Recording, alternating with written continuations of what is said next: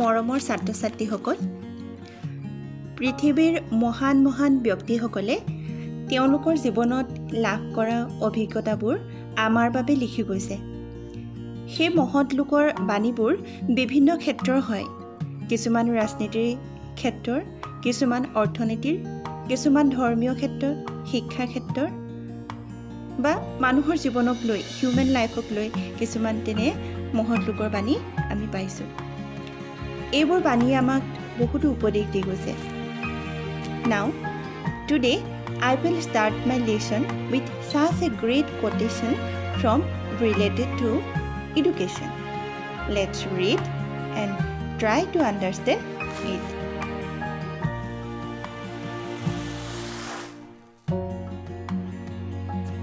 Education is the great engine of personal development.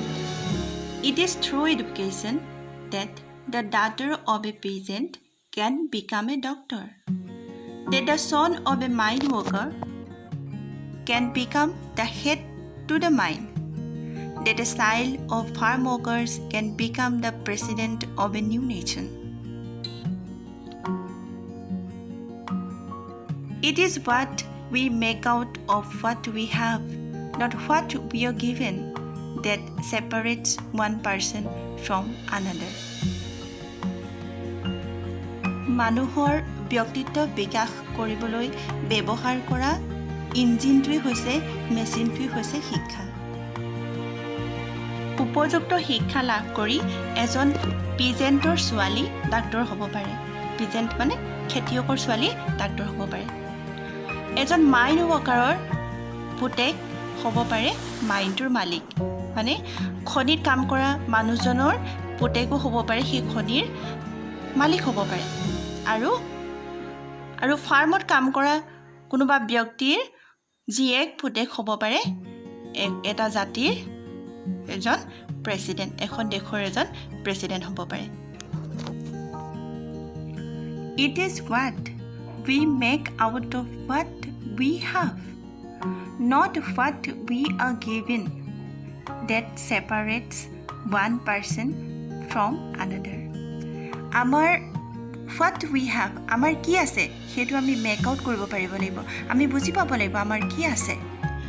not what we are given, এইটো নহয় যে আমাক কি দিয়া হৈছে, আনি আমাক কি দিব লাগিছিল, কি দিছে সেইবোৰ হিচাপ কৰি নাথাকি মোৰ যি আছে তাকে সমল হিচাপে লৈ আগবাঢ়ি যাব লাগে। আৰু এই কথাষাৰ মই বা তুমি যেতিয়া বুজি পাম, সেই ধাৰণাটোৱে আমাক আনজনৰ পৰা পৃথক কৰিব। That separates one person to another. গতিকে চোৱা, ইমান সুন্দৰ এটা পৰামৰ্শ আমাৰ বাবে সেইজন ব্যক্তি আগবঢ়াই গৈছে।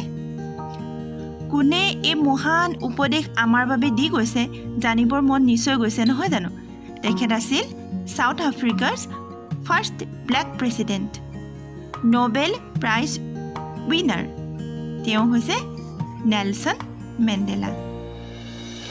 আমাৰ টেক্সট বুকৰ লেচন নাম্বাৰ 2ত তেখেতৰ বিষয়ে আমাক পঢ়িবলৈ দিছে।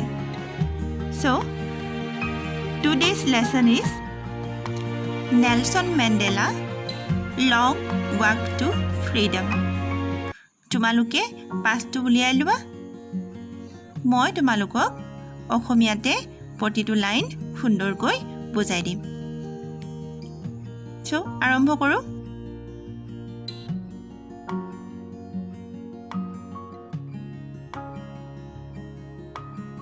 Lesson number 2, Nelson Mandela, Long Walk to Freedom.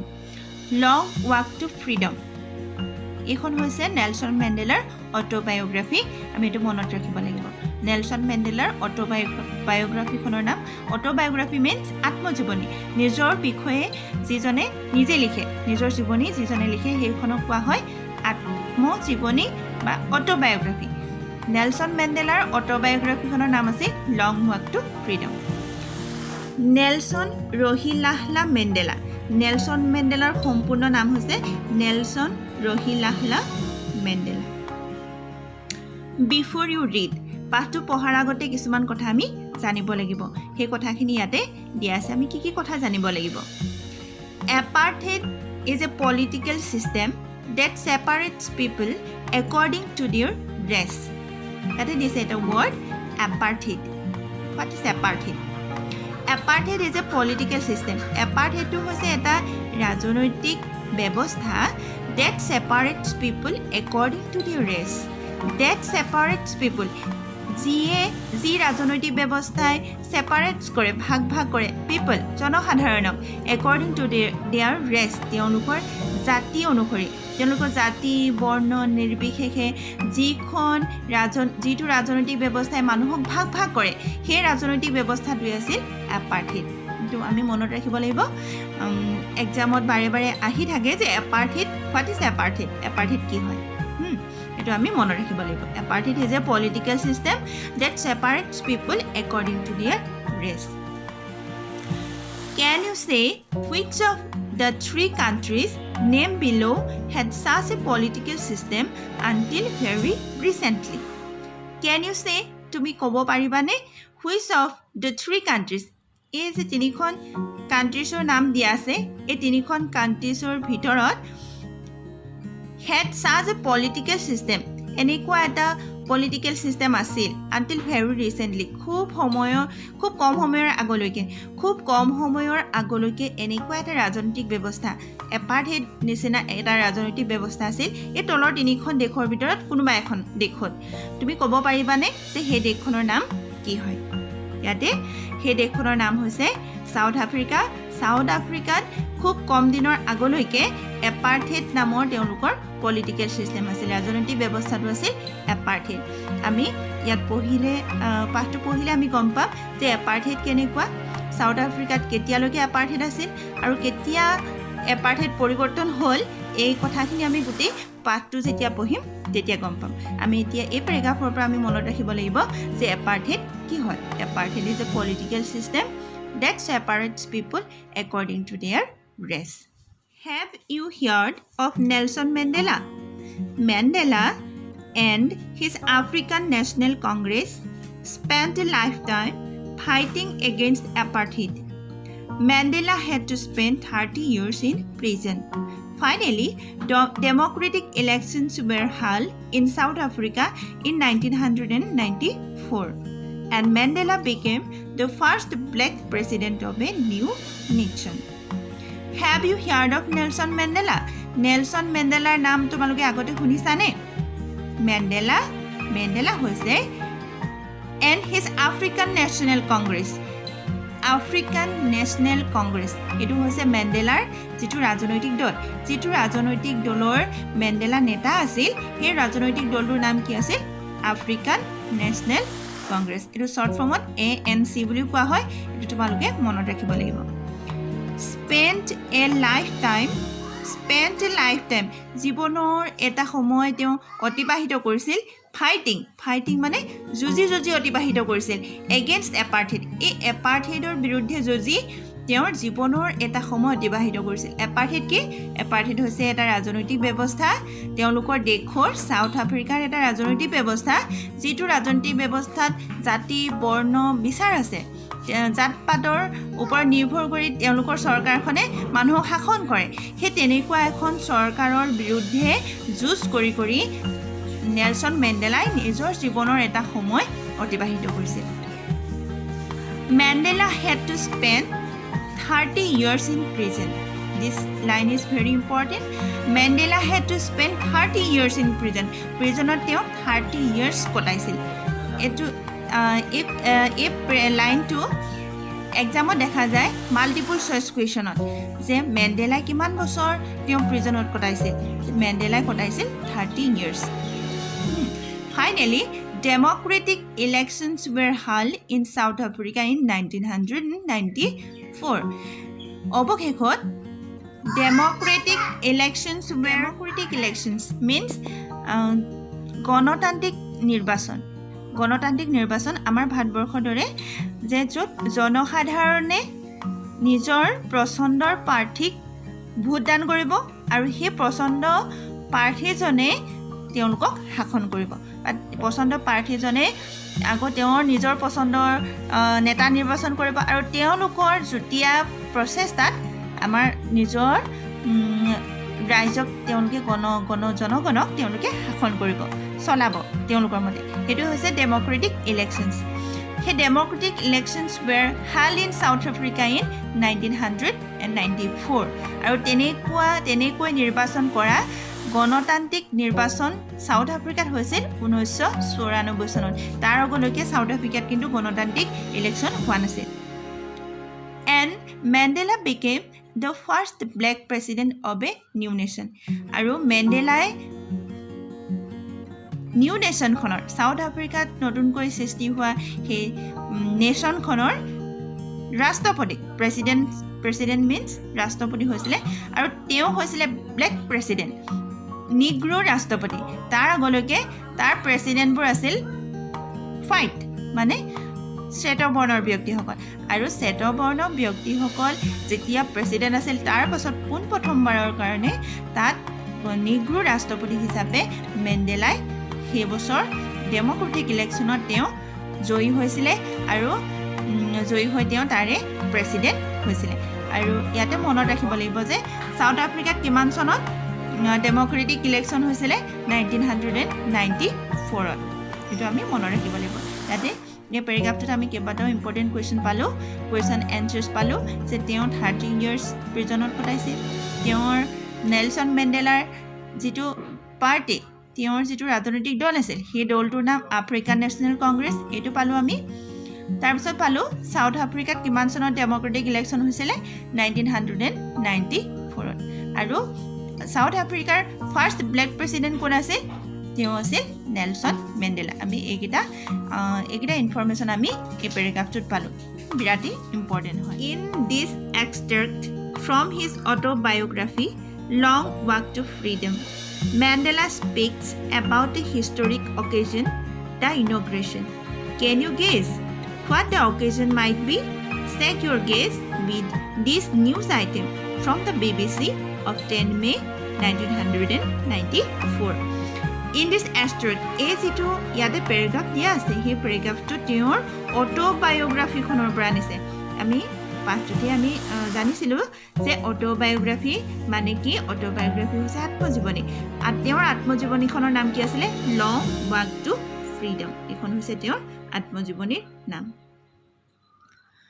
Mandela speaks about a historic occasion এটা ঐতিহাসিক ক্ষণৰ কথা তেওঁ ইয়াতে বৰ্ণনা কৰিছে দ্য ইনগ্ৰেশ্যন সেই ক্ষণটো আছিলে তেওঁৰ শুভাৰম্ভ হোৱা এটা অনুষ্ঠান ইনগ্ৰেশ্যন আছিলে can you guess what the occasion might be সেই অনুষ্ঠানটো কেনেকুৱা হ'ব পাৰে তুমি অনুমান কৰিব পাৰিছানে check your guess with this news item from the BBC of 10 May 1994 1994 চনৰ 10 মে দিনা BBCত যিটো নিউজ আইটেম প্ৰকাশ হৈছিলে সেই নিউজ আইটেমটোৰ পৰা আমি তোমালোকে অনুমান কৰাচোন যে সেই হিষ্টৰিক অকেজনটো ইনগ্ৰেশ্যনটো কেনেকুৱা হ'ব পাৰে কেনেকুৱা আছিলে তোমালোকে বুজি লোৱা যে এই পেৰাগ্ৰাফটো পঢ়া এই নিউজ BBCত প্ৰকাশ হোৱা নিউজ আইটেমটো পঢ়া আৰু নিউজ আইটেমটো পঢ়ি লৈ তোমালোকে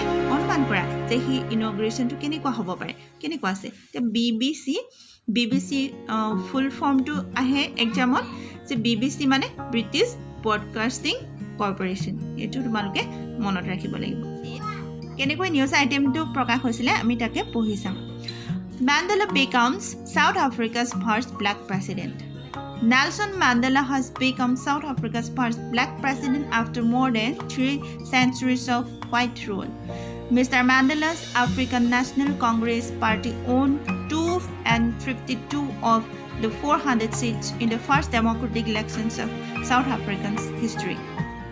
The inauguration ceremony took place in the Union Buildings Amphitheatre in Pretoria today, attended by politicians and dignitaries from more than 140 countries around the world. Never again will this beautiful land experience the oppression of one by another, said Nelson Mandela in his address.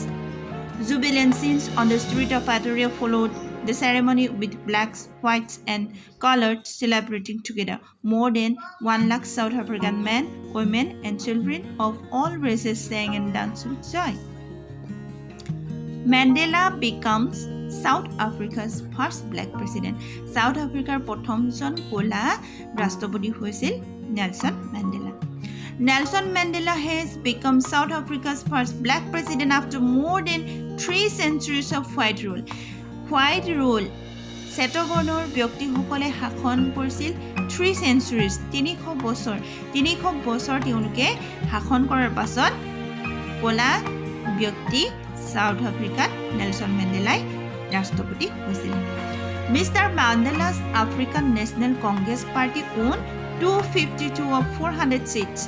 400 seats আছিলে, আসন আছিলে 400 আৰু তাৰে তেওঁলোকৰ কিমানজন প্ৰাৰ্থী জয়ী হৈছিলে 252 জন প্ৰাৰ্থী তেওঁলোকে জয়ী হৈছিলে. In the first democratic elections of South Africa's history, South Africar ইতিহাসত হোৱা প্ৰথমটো গণতান্ত্ৰিক নিৰ্বাচনত 400 সিটৰ ভিতৰত 252টা সিট পাইছিলে নেলছন মেণ্ডেলাৰ ANC পাৰ্টিয়ে জিকিছিল. জিকিছিল. The inauguration ceremony took place in the Union Buildings Amphitheater in Pretoria today. আজি বুলি কৈছে কোনদিনা 10 মে'ৰ দিনা. আজি পেট্ৰোৰিয়া হৈছিলে সাউথ আফ্ৰিকাৰ কেপিটেল পেট্ৰোৰিয়াত ইউনিয়ন বিল্ডিঙৰ এম্পিথিয়েটাৰটো তাতে এই প্ৰগ্ৰেমটো হৈছিলে. ইনগ্ৰেশ্যন চেৰিমনিটো হৈছিলে, শুভাৰম্ভ অনুষ্ঠানটো হৈছিলে. যে এইটো এক্সামত কিন্তু আহে কিমান সিটৰ ভিতৰত কিমান সিট নেলছন মেণ্ডেলাৰ ANC পাৰ্টিয়ে জিকিছিল সেইটো পৰীক্ষাত আহে. আৰু ইয়াৰ ইম্পৰ্টেণ্ট এইটো প্ৰায় আহিয়ে থাকে আমাৰ ছমহীয়া পৰীক্ষা হওক, বছৰেকীয়া পৰীক্ষা হওক, মেট্ৰিক পৰীক্ষা হওক, টেষ্ট পৰীক্ষা হওক, আহিয়ে থাকে যে ইনগ্ৰেশ্যন চেৰিমনিটো ক'ত হৈছিলে. তেতিয়া আমি লিখিব লাগিব, এইটো মাল্টিপল চইচ কুৱেশ্যনত আহে, ইউনিয়ন বিল্ডিংছ এম্পিথিয়েটাৰ ইন পেট্ৰোৰিয়া. এই লাইনটো আমি মনত ৰাখি ল'ব লাগিব. Attended by politicians সকল তাত এটেণ্ড আছিল, উপস্থিত আছিল. ডিগনিটাৰী সকল আছিল, সন্মানীয় ব্যক্তিসকল from more than 140 countries. 140খন দেশতকৈ বেছি দেশৰ এই ব্যক্তিসকল আছিল around the world, গোটেই পৃথিৱীৰ. Never again will this beautiful land experience the oppression of one by another, said Nelson Mandela in his address. Nelson Mandela নিজৰ যিটো এড্ৰেছ কৰিছিলে, নিজৰ যিটো ভাষণ দিছিলে, সেই ভাষণত তেওঁ কৈছে যে never again will this beautiful land experience, এই আমাৰ ধুনীয়া দেশখনত যাতে এনেকুৱা অভিজ্ঞতা আৰু কেতিয়াও নহওক, the oppression of one by another, এজনৰ দ্বাৰা আন এজনক দমন কৰাৰ অভিজ্ঞতা আমাৰ দেশখনত যাতে আৰু কেতিয়াও নহওক. Jubilant scenes on the streets of Pretoria followed the ceremonies with blacks, whites and coloreds celebrating together. ক'লাসকল, বগাসকল, বিভিন্ন ৰঙৰ ব্যক্তিসকল আহিছিল এই জাকজমকীয়া অনুষ্ঠানটোলৈ. আৰু জাকজমকীয়া হৈছিলে তেওঁলোকৰ ৰাস্তাবোৰ. পেট্ৰোৰিয়াৰ ৰাস্তাবোৰ জাকজমকীয়া হৈ পৰিছিল. ক'লা, বগা আৰু বিভিন্ন ৰঙৰ মানুহ আহিছিল. যিহেতু 140 কাণ্ট্ৰিজৰ পৰা বিভিন্ন মানুহ আহিছিল, গতিকে তাত বিভিন্ন ৰঙৰ মানুহ গোট খাইছিলে. More than 1 lakh South African celebrating South African men, women and children of all races sang and danced with joy. South Africar 1 লাখতকৈ বেছি, more than 1 lakhs, 1 লাখতকৈ বেছি মানুহ, children, women, men, সকলোবোৰ কেনেকুৱা, all races, প্ৰত্যেকটো জাতিৰে মানুহ আহিছিলে. sang, তেওঁলোকে গান গাইছিল, and dance, আৰু নাচিছিল with joy, আনন্দত তেওঁলোকে নাচিছিল. এইটো আমি মনত ৰাখিব লাগিব. ইয়াৰ পৰা কেইবাটাও কুৱেশ্যন পৰীক্ষাত হয়. 10th May dawned bright and clear. For the past few days, I had been pleasantly beset by dignitaries and world leaders who were coming to pay their respects before the inauguration. The inauguration would be the largest gathering ever of international leaders on South African soil. 10th May dawned bright and clear. Bright means Ujjwal, clear, চাফা, ফটফটীয়া. 10th মে ৰাতিপুৱা don't মানে ৰাতিপুৱা 10th মে ৰাতিপুৱাটো আছিল উজ্জ্বল আৰু clear for the past few days কেইদিনমান ধৰি I had been pleasantly beside by to be surrounded closely by beside by মানে আৱৰি ৰখা pleasantly বৰ আনন্দ মনেৰে dignitaries যিসকল ডাঙৰ ব্যক্তি সন্মানীয় ব্যক্তি সেইসকলৰ দ্বাৰা মোক আৱৰি ৰখা হৈছিল মৰমেৰে and would world leaders আৰু পৃথিৱীৰ মহান যিসকল leaders মানে ৰাজনৈতিক নেতা তেওঁলোকে মোক আৱৰি ৰাখিছিল who were coming to pay their respects যিসকলে আহিছিল to pay their respects তেওঁলোকৰ সন্মান প্ৰদৰ্শন কৰিবৰ কাৰণে সন্মান দিবৰ কাৰণে আহিছিল before the inauguration মানে তেওঁলোকৰ যিটো inauguration ceremony হৈছিল শুভাৰম্ভণি যিটো অনুষ্ঠান হৈছিল সেই অনুষ্ঠানৰ